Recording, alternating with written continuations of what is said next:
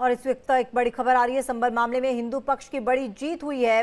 मुस्लिम पक्ष को हाईकोर्ट से बड़ा झटका मिला है। संबल की मस्जिद को विवादित ढांचा लिखा गया। हाईकोर्ट ने फैसले में परिसर को विवादित ढांचा लिखा।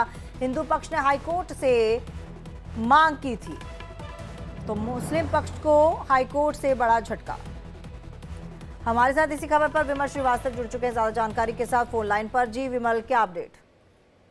देखिए, संबल की शाही जामा मस्जिद की जो रंगाई पुताई का मामला था, उसको लेकर यहाँ पर मस्जिद कमेटी की तरफ से जो आज आपत्ति जो दर्ज कराई गई है, उसको लेकर एएसआई की रिपोर्ट पर कोर्ट ने कहा है कि एएसआई ने जो मस्जिद कमेटी द्वारा दर्ज कराई आपत्ति का जवाब दाखिल किया है, उसके लिए कोर्ट ने एएसआई ने समय मांगा है, जिस पर कोर्ट ने 10 तारीख को अगली सुनवाई होगी और उससे 10 तारीख को भी फैसला आ सकता है कि वो मस्जिद पर रंगाई पुताई हो सकती है या नहीं हो सकती है। लेकिन देखिए, जरूर कहा जा सकता है कि ये हिंदू पक्ष की एक बड़ी जीत सकती है।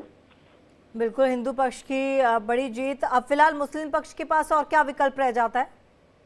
देखिए, अब मुस्लिम पक्ष की तरफ से अभी तो कुछ नहीं बचा है, क्योंकि अगर ये एएसआई ने जो जवाब दाखिल करने के लिए कोर्ट से समय मांगा है, क्योंकि इससे पहले कि वहां पर वो एएसआई की टीम वहां पर पहुंची थी और निरीक्षण किया था, वहां पर रंगाई पुताई की कोई जरूरत नहीं थी, तो उन्होंने अपनी रिपोर्ट को कोर्ट के सामने पेश किया था, जिस पर कोर्ट ने इस पर रोक लगा दिया था। वहां पर सिर्फ साफ सफाई हो सकती है, क्योंकि वो रमजान का महीना चल रहा है, रोजा अफ्तारी जो करते हैं वो लोग नमाज पढ़ते हैं, तो इसलिए वहां पर साफ सफाई की जा सकती है। रंगाई पुताई का कोई वहां पर मना कर दिया गया था कि वहां रंगाई पुताई नहीं की जा सकती है, कि उसको लेकर मुस्लिम मस्जिद कमेटी के लोगों ने आपत्ति दर्ज कराई थी। वही एएसआई ने जब आज मस्जिद कमेटी के द्वारा जो आपत्ति दर्ज कराई गई थी, उसके बाद कोर्ट में एएसआई की तरफ से कोर्ट से जो समय मांगा गया है, कोर्ट ने इस मामले को स्थगित कर दिया है और अगली सुनवाई 10 मार्च को करने को कहा गया है। जस्टिस रोहित रंजन अग्रवाल की बेंच में ये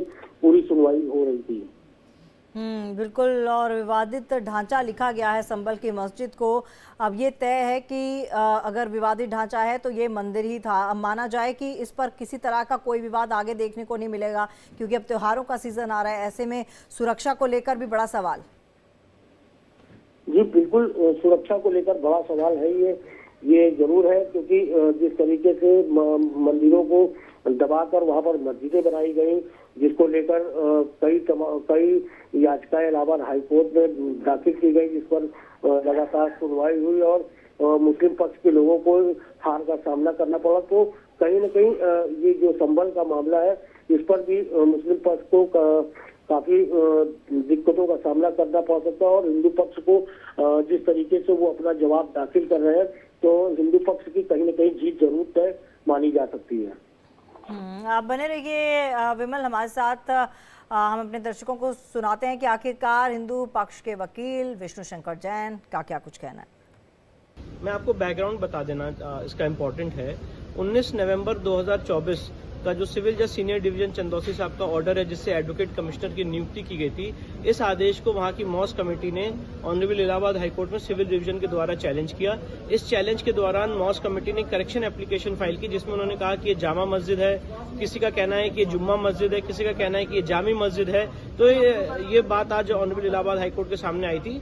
उस दौरान हमारे जो सीनियर हरिशंकर जैन साहब, उन्होंने पॉइंट आउट किया कि जब तक ये सिविल डिवीजन फाइनली डिसाइड नहीं हो जाता है, तब तक ऑनरेबल इलाहाबाद हाईकोर्ट इसे मॉस के रूप में ना प्रयोग करे, उसको डिस्प्यूटेड स्ट्रक्चर के रूप में कहा जाए। और मैं आपको बताना चाहता हूं कि राम मंदिर बाबरी मस्जिद के केस में भी जब वो 70 साल केस चला, तो उसको डिस्प्यूटेड स्ट्रक्चर के रूप में ही टर्म किया जाता था। एक प्रैक्टिस है और एक जुडिशियल नॉर्म है कि जब कोई सिविल डिस्प्यूट कोर्ट में पेंडिंग है और एक पक्ष ये कह रहा है कि ये मस्जिद और दूसरा पक्ष ये कह रहा है कि यहाँ पे सारे कैरेक्टरिस्टिक्स हैं हिंदू मंदिर के, तो जब तक वो केस फाइनली डिसाइड ना हो जाए, उसे डिस्प्यूटेड स्ट्रक्चर के रूप में ही प्रयोग किया जाता है। और इसका यह मतलब नहीं कि कोर्ट ने इसको मस्जिद मान लिया या कोर्ट ने इसको मंदिर मान लिया। जब तक कोर्ट इसको फाइनली डिसाइड नहीं कर देता है, तब तक इस एरिया को विवादित स्ट्रक्चर, डिस्प्यूटेड स्ट्रक्चर के रूप में ही कहा जाता है।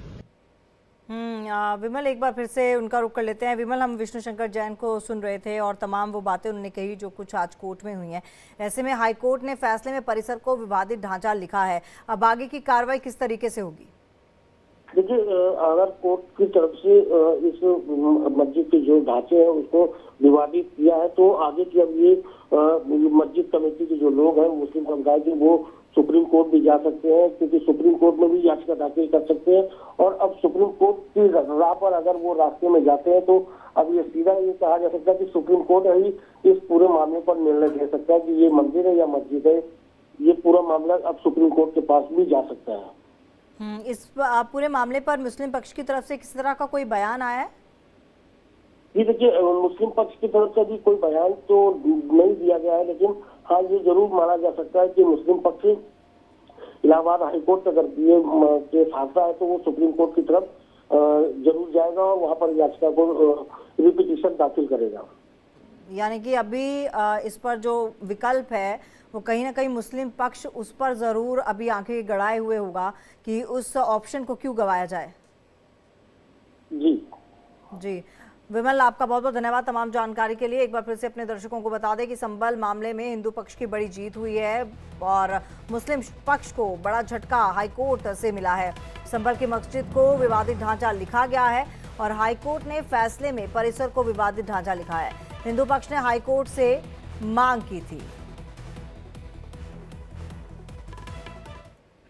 तो इस बुलेटिन में इतना ही, लेकिन देश और विदेश की तमाम अपडेट्स के लिए आप बने रहिए हमारे साथ और लॉग इन कीजिए www.the